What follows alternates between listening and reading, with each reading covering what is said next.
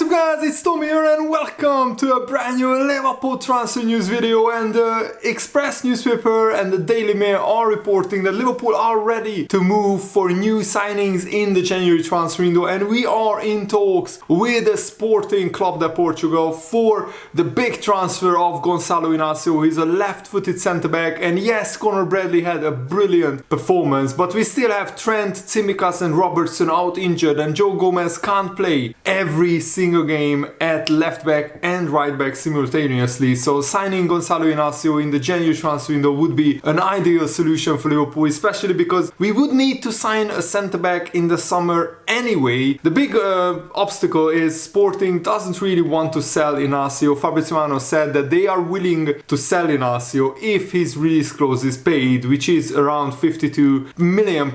Let me know, do you think it's worth paying that amount for Liverpool to solve their defensive injury crisis in the January transfer window? Sources with a close understanding of the situation have said that as many as 6 names are on Liverpool's list of targets for the defenders, midfielders and even attackers, but the attackers are, not really a priority because we still have 5 attackers plus Harvey Elliott can play there, and even Dominic Szoboszlai can play there when he's fit. So let me know, what do you think about this Gonçalo Inacio to Liverpool transfer rumor? Leave your thoughts in the comments below, and of course if you're new around here, make sure to subscribe and turn on the bell notifications so you never miss the latest transfer news updates, and please leave a like on this video, it really helps me out. Jurgen Klopp is keen to capitalize on Liverpool's position where they are top of the Premier League. They are in the semi-finals of the League Cup. We have a 1 goal advantage, but we still need to play the second leg. We are also in the FA Cup 4th round. We play Norwich or Bristol Rovers at Anfield, so we have a good chance to advance in that competition. We are in the last 16 of the Europa League. So I think Liverpool should strengthen in the January transfer window because we are in such a great position. And one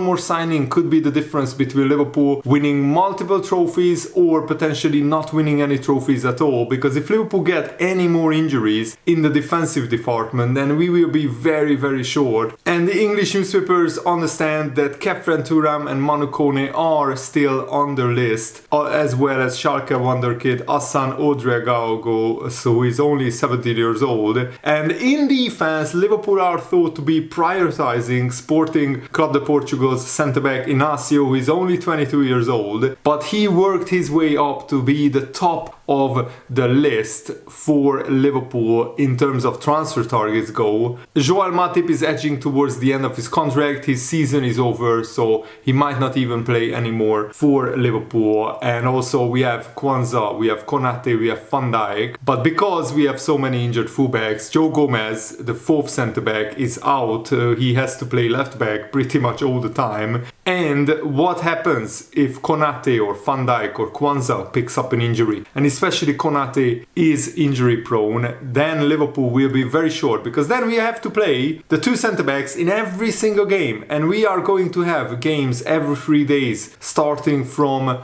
the 21st of January. We will have the Bournemouth Premier League game, then the League Cup semi-final, second leg against Fulham, then the FA Cup 4th round, and then we play Chelsea and Arsenal. So those are huge games, really important fixtures. And Liverpool pretty much have to win every game, because in the Premier League title race you can't drop any points because Man City are breathing down your neck. In the FA Cup you have to even win every game. In the League Cup you have to win every game to win the trophy. Maybe a draw against Fulham in the second leg is fine, but you get my drift. In the Europa League it's going to be very tough, so you can't really rotate that much, especially with so many injury problems that we have. However, Sporting have a €60 million release clause, which is £52 million, which could give Liverpool the option to bypass any very complicated negotiations. So if Liverpool want to sign a centre-back right now, if we put £52 million on the table, Sporting have no chance but to accept it. Liverpool's other transfer targets are Pedro Neto of Wolves and also PSV winger Johan Bakayoko. Is a another impressive up-and-coming talent being considered for that position by Liverpool. And even though Bakayoko was targeted by Brentford in the summer, he opted to stay at PSV Eindhoven, and I think he made ultimately a good decision, because at PSV he's playing every week, and sooner or later an even bigger club than Brentford will come knocking on PSV's door. And Liverpool ultimately had a lot of success with signings from the Dutch league. We signed Cody Gakpo from there, and we also signed Luis Suarez from Ajax, I remember, and they are all very, very good signings. Gravenberch, who came through the Ajax academy, we signed him from Bayern Munich. The jury is still out on Gravenberch because he had some inconsistent performances lately, but he's still a very young player, so that's expected. Gonçalo Inacio's style has all the hallmarks of a player who would perfectly fit into Liverpool's style of play, Liverpool's gameplay. The presence of a release clause amplifies the ease of linking Inacio with Liverpool. Liverpool's history of triggering release clauses to streamline negotiations adds further fuel to this Inacio to Liverpool transfer rumor, because we signed Dominic Szoboszlai very recently by triggering his release clause, and his release clause was even higher than Inacio's release clause. And Liverpool have been watching Inacio for like 2 years, as Liverpool scouts have watched his games regularly with Sporting and with the Portugal national team. And Gonçalo Inacio's statistics show a player who is more mature than his age suggests. He's more mature than 22 years old, because he has a very impressive track record of tackles and blocks that suggest maturity beyond his years. A young player with over 100 appearances and also international experience, because he has been playing for the Portugal national team for now more than a year. And in the last 1 year, Gonçalo Inacio, against other centre-backs, he is in the top 1% for passes attempted. He's the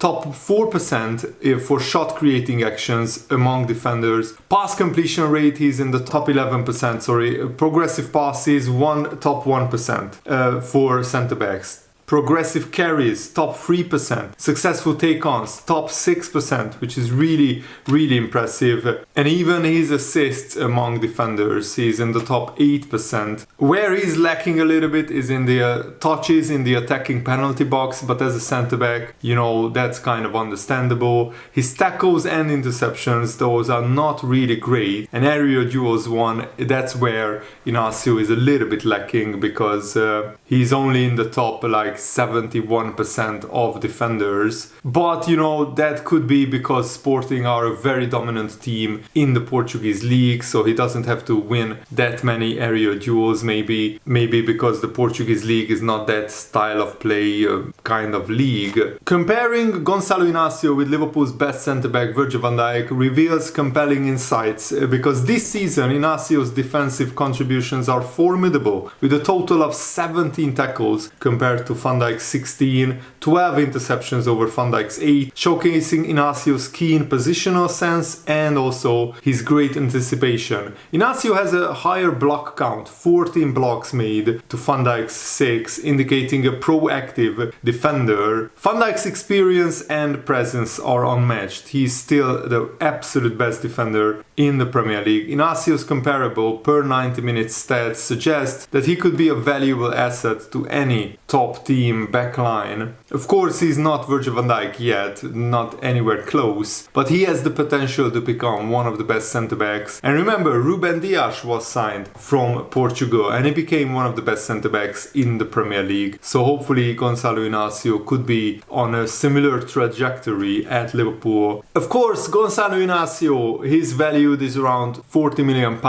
and he has a release clause of £52 million.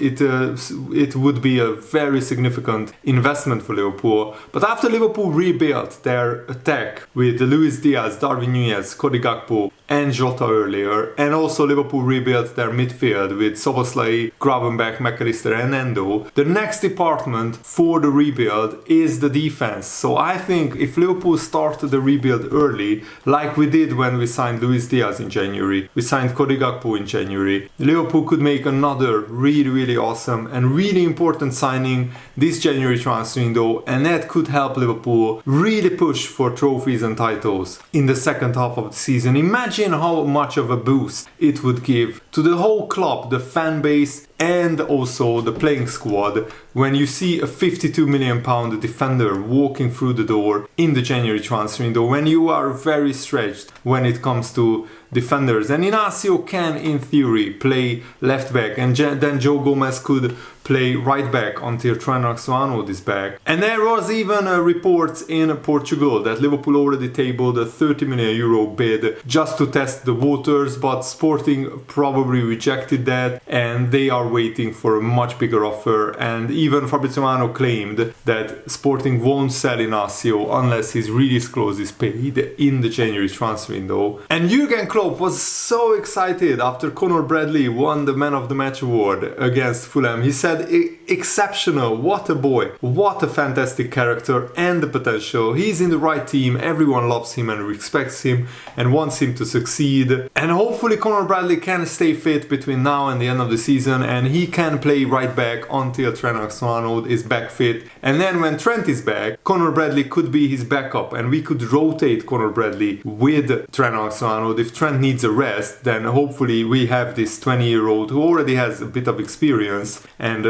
he could really ease the burden of Trent having to play every game. Because as I said, Liverpool have pretty much all of their games are must-win games, and we need a big squad to compete on all fronts. And Conor Bradley coming in at the right time, and hopefully he has his injury troubles behind him. Hopefully he can play a lot of games for Liverpool. And Jurgen Klopp was also pretty perplexed how Darwin Núñez didn't score against Fulham, because he did everything perfectly. His header, his shots were really in the corner. And Jurgen Klopp said, I don't know how to explain the Darwin situation. I'm so happy about our crowd and how they take it. I'm so happy about Darwin's reaction and how he takes all these missed chances, but you cannot be more unlucky than he was in this finishing situation. It is just not possible. He does absolutely everything right, and then the ball is not in the net. Then he still sets up the other goal. I think that's really special to do that again. He did it for Mo Salah against West Ham, if I'm right, and today for Cody Gakpo. Super special. The impact they had was obviously really big, but before that we found our feet already, and Núñez and Gakpo came into the game at the perfect time where Liverpool needed that extra firepower, that extra boost. And I think Darwin Núñez will come good. He already has a goal or an assist every second game for Liverpool, just like Diogo Jota. I did some research this morning, and Diogo Jota has either a goal or an assist every second game for Liverpool. And Darwin Núñez, even though imagine how many chances Darwin Núñez missed, and he still has a goal or an assist every second game. Only Mo Salah has better numbers than Darwin Núñez or Diogo Jota. And I mean, Darwin Núñez has 4.7 shots per 90 minutes, 0.7 xG per 90 minutes. So Darwin Núñez should score 2 goals every 3 games pretty much.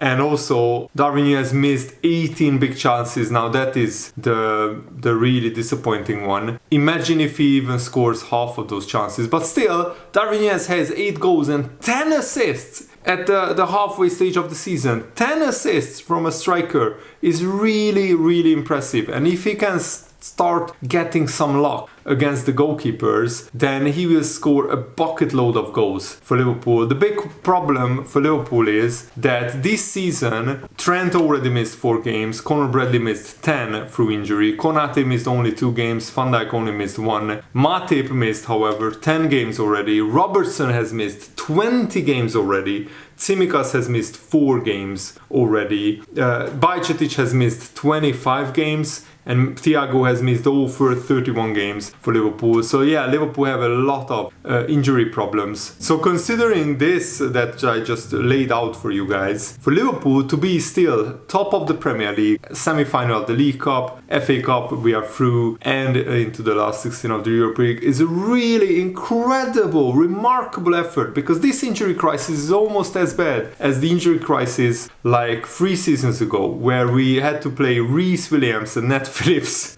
and we still got top 4 in the Premier League. And yeah, last season we had a pretty bad injury crisis, but also our midfield was terrible. What is really remarkable is Darwin Núñez has the most assists for Premier League clubs in all competitions this season, apart from Bukayo Saka. He has 10 assists in all competitions. Bukayo Saka has 11. Everybody else has less. I mean, James Ward-Prowse has 10 assists, but everybody else has less. Julian Alvarez and Pascal Gross has 9 assists each. So Darwin Núñez is doing something really remarkable. He gets an assist every 167 minutes, and what is really crucial is Darwin Núñez has either a goal or an assist every 92 minutes. So every game he has either a goal or an assist on average, which is super impressive, and long may it continue, and hopefully Darwin Núñez will start scoring goals soon. But as long as he contributes to the team